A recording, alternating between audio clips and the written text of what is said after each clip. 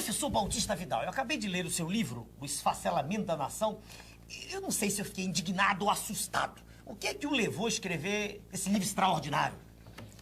Eu não entendia, doutor Enéas, como é que um país mais rico do planeta, potencialmente rico, tinha seu povo na miséria e a nação inviabilizada no seu futuro. Então eu resolvi fazer uma análise global das políticas que levaram a isso e terminei constatando que elas têm origem externa e elas fazem parte de um conjunto harmônico que leva necessariamente ao desastre. Por exemplo, nós produzimos hoje, apenas com 13% do território, alimentos para alimentar 500 milhões de pessoas.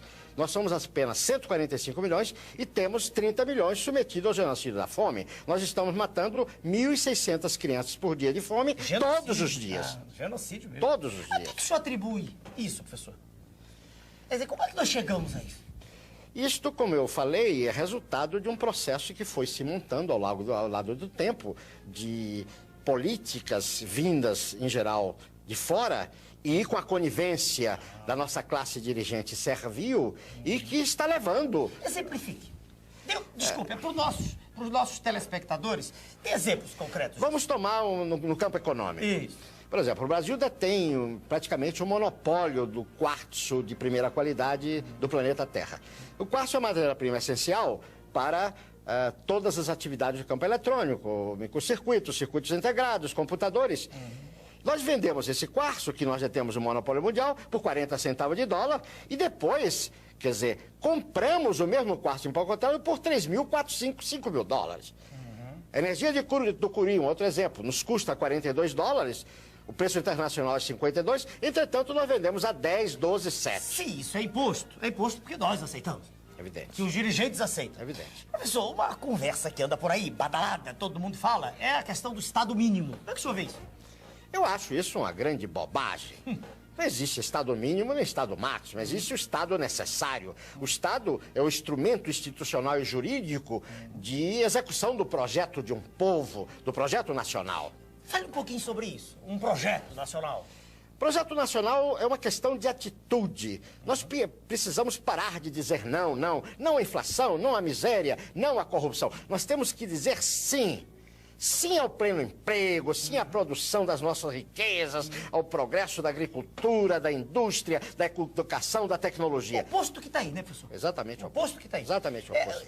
Ainda, quando o senhor fala nisso, mostrando que o Estado tem que ser forte, quer dizer, né? Eu digo ao senhor o seguinte, essa história das privatizações não está inserida nisso, não? Não está dentro do contexto? Claro, claro. Porque ao mesmo tempo que as nações hegemônicas fortalecem os seus estados, eles querem destruir os estados das nações hoje dependentes. Então o processo de privatização está nesse contexto. E tem uns exemplinhos, Quer dizer, agora aqui, essas últimas. Por exemplo, o caso da Uzi Minas, né? A Uzi Minas, que é a segunda mais eficiente indústria siderúrgica do mundo, né? Quer dizer, é um patrimônio de 15 bilhões com B de dólares, e foi entregue por um valor que não vale um gol usado. Isso é um dado da Procuradoria-Geral da República que estudou detalhadamente a questão. É uma transferência de patrimônio. A transferência de patrimônio. Professor, existe um documento terrível, que eu sei que o senhor conhece bem. Fale um pouquinho para os nossos telespectadores dele. Fale sobre o Consenso de Washington. Bom, o Consenso de Washington sintetiza num documento onde todas essas ações. Ninguém pode dizer que desconhece. Porque isso está consubstanciado num documento onde a participação nacional foi nenhuma. Isso veio de fora, por isso se chama Washington. Imposto. Então, imposto. O processo de privatização, a reforma administrativa, a reforma fiscal, a reforma ilegítima da Constituição, a destruição, está tudo lá. Só não sabe quem não quer saber. Essa história, professor, da globalização da economia. A globalização é aquela história, né, da livre competição, da raposa e da galinha.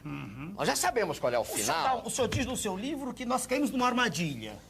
É uma armadilha fruto de todas essas contingências. Vou dar apenas um exemplo. Eles falam na competição entre nações. Se eu tenho a competição entre empresas, uma empresa vai à falência e manda pra rua seus trabalhadores, seus operários. A nação vai à falência, vai matar o seu povo. É o fim do humanismo. É o fim do homem, é o fim do humanismo, né? É o desastre Terrível. total, o Terrível. desastre total. Professor, a que é que o senhor atribui essa passividade da sociedade brasileira? Tudo sendo destruído, como diz aquele conhecido nosso, seu soberano, economia de cemitério, e a gente não vê uma manifestação gigantesca. A que é que o senhor atribui isso? O nosso povo é a grande vítima, não é verdade? Agora, o nosso povo tem uma máquina terrível, que é a mídia, que condiciona o seu pensamento. A mídia mente, a mídia, Mente. quer dizer, distorce, a mídia retira a Nós nossa... vamos entrar no primeiro mundo. A mídia destrói a nossa autoestima, faz que nós não nos amemos a nós mesmos, Não nos respeitemos. destrói o conceito de nação, uma família. coisa de família. Professor, porque o nosso tempo está chegando. Uma coisinha de que eu quero que o senhor fale. Isso é irreversível ou é reversível, professor? Enéas, Há ou não esperança? enquanto houver um brasileiro vivo, nós vamos lutar. E vamos fazer história. Essa questão do fim da história. Enquanto houver um brasileiro vivo, nós vamos lutar e vamos resgatar tudo isso. E vamos fazer da nossa Terra o maior país do planeta. Vamos fazer a maior civilização que o homem já viu sobre a Terra. Professor, muito obrigado pela sua presença no nosso programa. Obrigado. 1.600 crianças por dia de fome, todos os dias. Genocídio mesmo. Todos os A dias. que o senhor atribui isso, professor? Quer dizer, como é que nós chegamos a isso? Isto, como eu falei, é resultado de um processo que foi se montando ao lado do tempo, de políticas vindas, em geral, de fora, e com a conivência da nossa classe dirigente servil, e que está levando... Exemplifique. Desculpe, para os nossos telespectadores, tem exemplos concretos. Vamos tomar no campo econômico. Isso. Por exemplo, o Brasil detém praticamente um monopólio do quartzo de primeira qualidade do planeta Terra. O quartzo é a matéria-prima essencial para todas as atividades do campo eletrônico, microcircuitos, circuitos integrados, computadores. Nós vendemos esse quartzo, que nós detemos o monopólio mundial, por 40 centavos de dólar, e depois, quer dizer, compramos o mesmo quartzo em pacotado por 5 mil dólares. A energia do Cury, um outro exemplo, nos custa 42 dólares, o preço internacional é 52, entretanto, nós vendemos a 10, 12, 7. Sim, isso é imposto. É imposto porque nós aceitamos. Evidente. Que os dirigentes aceitam. Evidente. Professor, uma conversa que anda por aí, badalada, todo mundo fala, é a questão do Estado mínimo. Como é que o senhor vê isso? Eu acho isso uma grande bobagem. Não existe Estado mínimo nem Estado máximo, existe o Estado necessário. O Estado é o instrumento institucional e jurídico de execução do projeto de um povo, do projeto nacional. Fale um pouquinho sobre isso. Um projeto nacional. Projeto nacional é uma questão de atitude. Nós precisamos parar de dizer não. 15 bilhões com B de dólares, e foi entregue por um valor que não vale um gol usado. Isso é um dado da Procuradoria-Geral da República que estudou detalhadamente É uma a questão. transferência de patrimônio. A transferência de patrimônio. Professor, existe um documento terrível, que eu sei que o senhor conhece bem. Fale um pouquinho para os nossos telespectadores dele. Fale sobre o consenso de Washington. Bom, o consenso de Washington sintetiza num documento onde todas essas ações. Ninguém pode dizer que desconhece, porque isso está consubstanciando num documento onde a participação nacional foi nenhuma. Isso veio de fora, por isso se chama Washington. Imposto. Então, imposto. O processo de privatização, a reforma administrativa, a reforma fiscal, a reforma ilegítima da Constituição, a destruição, está tudo lá. Tudo lá. Só não sabe quem não quer saber. Essa história, professor, da globalização da economia. Não a inflação, não a miséria, não a corrupção. Nós temos que dizer sim.